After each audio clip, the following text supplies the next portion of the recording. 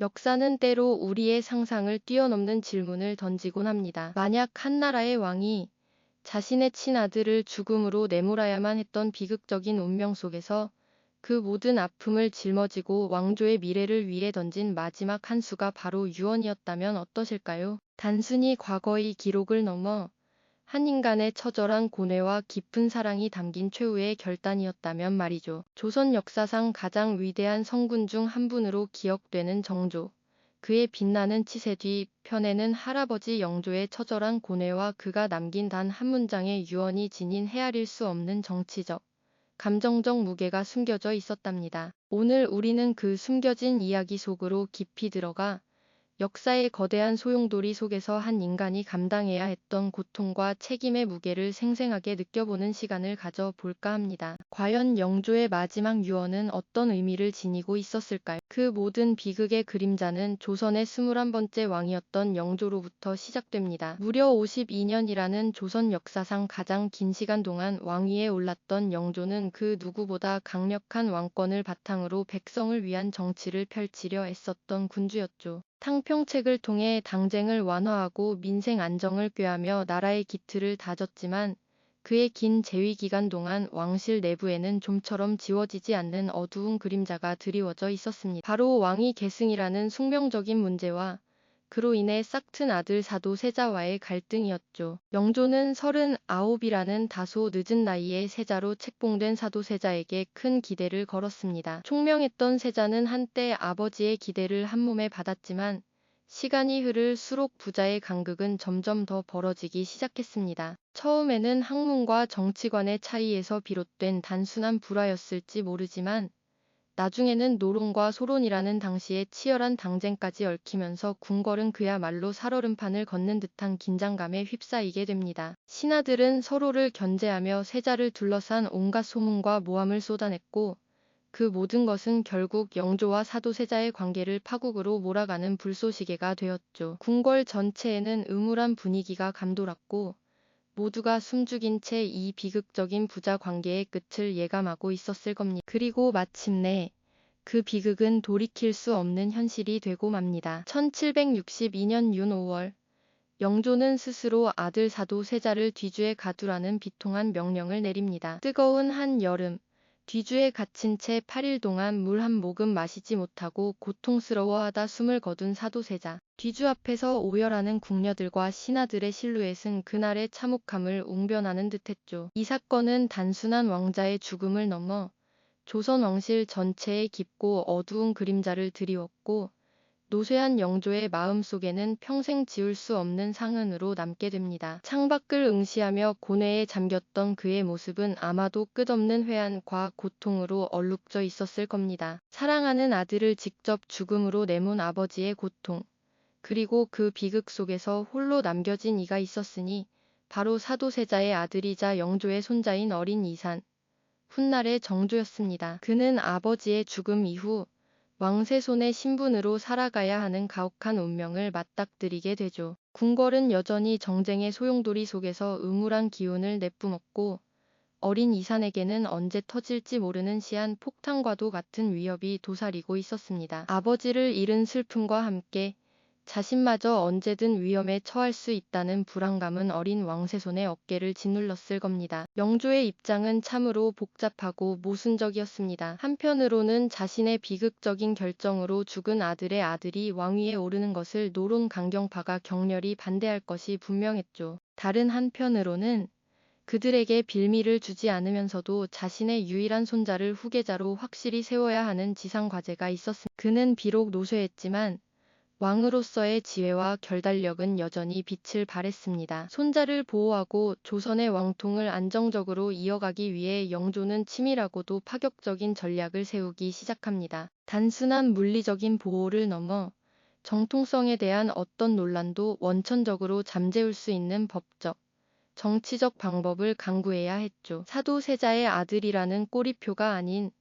모두가 납득할 수밖에 없는 정당한 왕위 계승자의 자격을 부여해야만 했습니다. 이러한 영조의 깊은 고뇌와 필사적인 노력은 단순히 한 할아버지의 손자에 대한 애정을 넘어 한나라의 왕으로서 자신의 과거를 바로잡고 혼란스러운 시대를 안정시키려는 처절한 몸부림이었죠. 그가 밤낮으로 고심하며 찾으려 했던 해답은 과연 무엇이었을까요? 그리고 그 해답은 어떻게 어린 왕세손 이산, 훗날의 정조를 지켜내고 마침내 새로운 시대를 열 수 있었을까요? 영조는 밤낮으로 고뇌하며 손자의 앞날을 위한 가장 확실한 방책을 강구했습니다. 그 해답은 단순히 정쟁의 칼날을 막아내는 물리적인 보호를 넘어 왕세손 이산의 정통성을 완벽하게 재정립할 수 있는 법적, 정치적 장치여야만 했죠. 조정은 그의 병세만큼 이나 불안정했습니다. 사도세자의 죽음 이후 왕세손 이사는 노론과 소론의 첨예한 대립 속에서 마치 살얼음판을 걷는 듯한 위태로운 나날을 보내야만 했습니다. 이산의 존재 자체가 어떤 이들에게는 기회였지만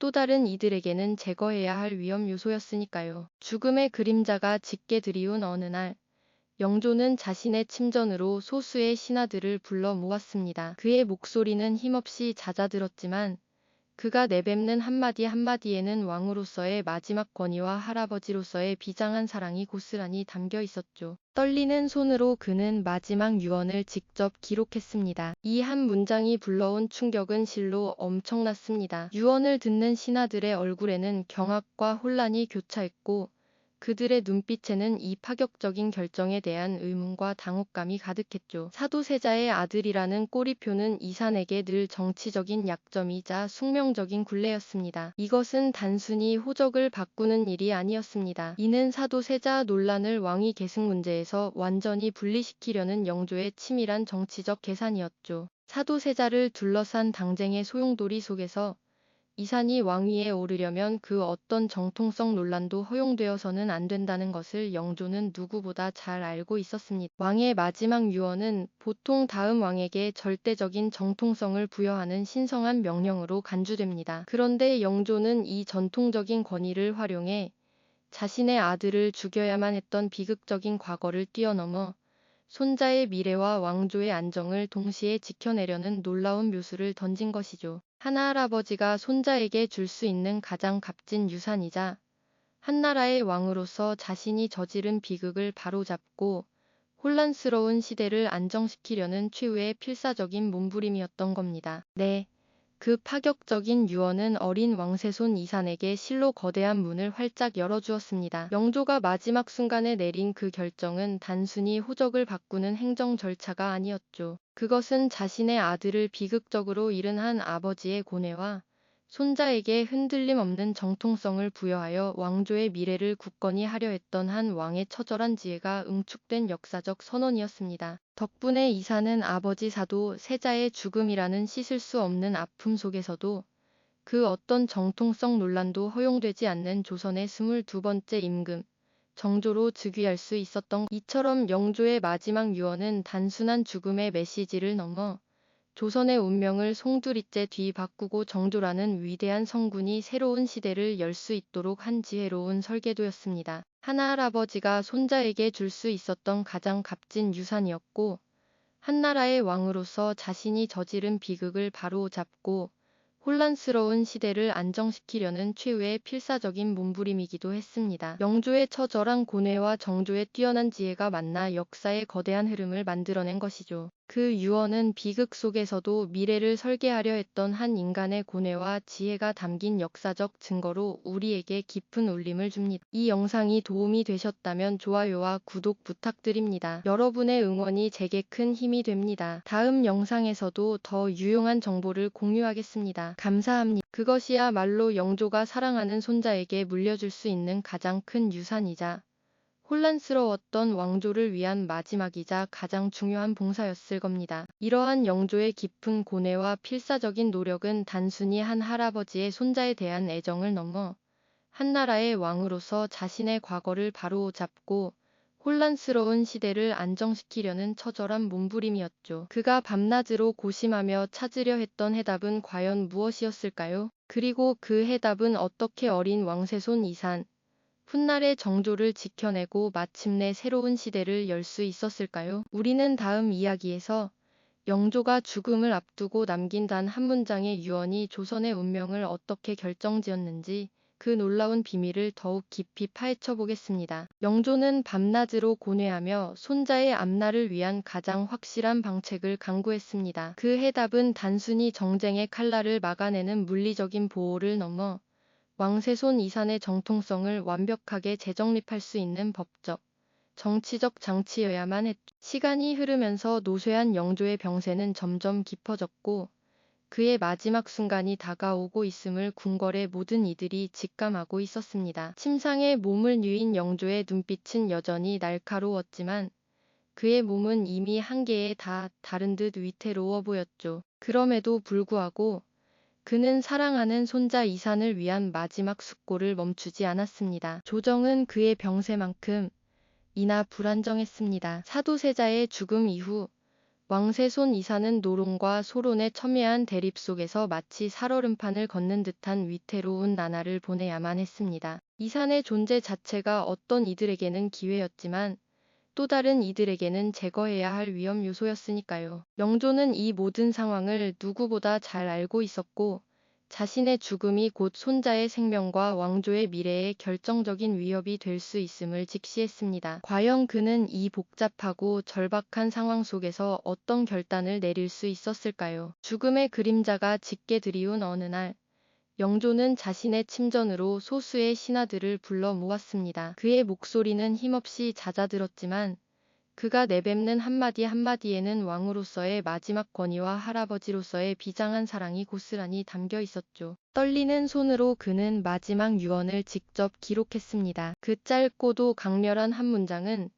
수십 년간 조선을 짓눌렀던 비극의 그림자를 단숨에 걷어내고 새로운 시대를 열어 젖힐 열쇠가 될 것이었습니다. 그 유언의 내용은 바로 이것이었습니다. 사도세자의 아들 이산을 효장세자의 양자로 삼아 왕통을 잇게. 이 한 문장이 불러온 충격은 실로 엄청났습니다. 유언을 듣는 신하들의 얼굴에는 경악과 혼란이 교차했고 그들의 눈빛에는 이 파격적인 결정에 대한 의문과 당혹감이 가득했죠. 사도세자의 아들이라는 꼬리표는 이산에게 늘 정치적인 약점이자 숙명적인 굴레였습니다. 하지만 영조는 이 굴레를 끊어내기 위해 자신의 첫 번째 아들이자 일찍 세상을 떠난 효장세자를 소환하는 기지를 발휘한 것입니다. 효장세자는 영조의 적통 왕자였지만 안타깝게도 젊은 나이에 요절했기에 그에게는 후사가 없었습니다. 영조는 이점을 활용하여 이산을 효장세자의 양자로 입적시킴으로써 이산이 더 이상 비극적인 사도세자의 아들이 아닌 정통성 있는 효장세자의 아들로서 왕위를 계승할 명분을 완벽하게 부여한 것이었다. 이것은 단순히 호적을 바꾸는 일이 아니었습니다. 이는 사도세자 논란을 왕위 계승 문제에서 완전히 분리시키려는 영조의 치밀한 정치적 계산이었죠. 사도세자를 둘러싼 당쟁의 소용돌이 속에서 이산이 왕위에 오르려면 그 어떤 정통성 논란도 허용되어서는 안 된다는 것을 영조는 누구보다 잘 알고 있었습니다. 자신의 손자가 왕위에 오르는 순간 사도세자의 복권을 둘러싼 논쟁이 다시 불붙을 수 있는 불씨를 이 유언으로 원천 차단하려 한 것이죠. 동시에 이는 비록 뒤주에 가도 죽음에 이르게 했지만 자신의 아들 사도세자에 대한 마지막 배려이자 그 아픔을 고스란히 물려받은 손자에 대한 지극한 사랑의 표현이기도 했습니다. 왕의 마지막 유언은 보통 다음 왕에게 절대적인 정통성을 부여하는 신성한 명령으로 간주됩니다. 그런데 영조는 이 전통적인 권위를 활용해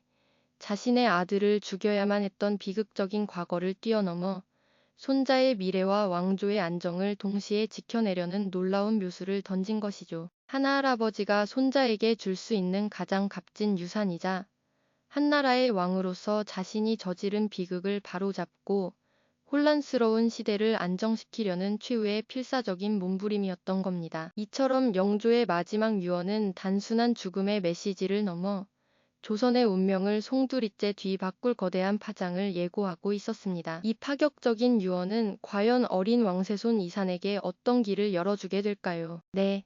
그 파격적인 유언은 어린 왕세손 이산에게 실로 거대한 문을 활짝 열어주었습니다. 영조가 마지막 순간에 내린 그 결정은 단순히 호적을 바꾸는 행정 절차가 아니었죠. 그것은 자신의 아들을 비극적으로 잃은 한 아버지의 고뇌와 손자에게 흔들림 없는 정통성을 부여하여 왕조의 미래를 굳건히 하려 했던 한 왕의 처절한 지혜가 응축된 역사적 선언이었습니다. 덕분에 이사는 아버지 사도 세자의 죽음이라는 씻을 수 없는 아픔 속에서도 그 어떤 정통성 논란도 허용되지 않는 조선의 22번째 임금, 정조로 즉위할 수 있었던 정조대왕은 할아버지 영조의 유언을 단순히 왕위를 물려받는 형식적인 절차로만 받아들이지 않았습니다. 오히려 그 유언 속에 담긴 영조의 깊은 뜻과 고뇌를 헤아리며 자신의 통치 철학을 세우는 중요한 이정표로 삼았다고 볼 수 있습니다. 그는 할아버지의 마지막 선택이 아들을 잃은 슬픔과 동시에 왕조의 안정을 지키려 했던 비장한 결단이었음을 누구보다도 잘 알고 있었을 테니까요. 그의 마음속에 깊이 새겨졌을 겁니다. 이처럼 영조의 마지막 유언은 단순한 죽음의 메시지를 넘어 조선의 운명을 송두리째 뒤바꾸고 정조라는 위대한 성군이 새로운 시대를 열 수 있도록 한 지혜로운 설계도였습니다. 하나할아버지가 손자에게 줄 수 있었던 가장 값진 유산이었고, 한나라의 왕으로서 자신이 저지른 비극을 바로잡고 혼란스러운 시대를 안정시키려는 최후의 필사적인 몸부림이기도 했습니다. 영조의 처절한 고뇌와 정조의 뛰어난 지혜가 만나 역사의 거대한 흐름을 만들어낸 것이죠. 그 유언은 비극 속에서도 미래를 설계하려 했던 한 인간의 고뇌와 지혜가 담긴 역사적 증거로 우리에게 깊은 울림을 줍니다. 오늘날 우리가 마주하는 복잡한 문제들 속에서 과거의 지혜로운 결단이 현재에 어떤 의미를 주는지 되돌아보게 하는군요. 그 교훈은 여전히 유효합니다. 영조의 유언과 정조의 통치는 단순한 왕조의 역사를 넘어 인간의 존엄과 책임을 끊임없이 묻는 거대한 질문으로 우리에게 남아 있습니다. 다음 이야기에서는 이 유언의 그림자 속에서 새로운 시대를 열었던 정조가 어떤 개혁과 도전을 마주했고, 어떻게 조선의 찬란한 문화를 꽃피웠는지 더 깊이 들여다보겠습니다. 이 영상이 도움이 되셨다면 좋아요와 구독 부탁드립니다. 여러분의 응원이 제게 큰 힘이 됩니다. 다음 영상에서도 더 유용한 정보를 공유하겠습니다. 감사합니다.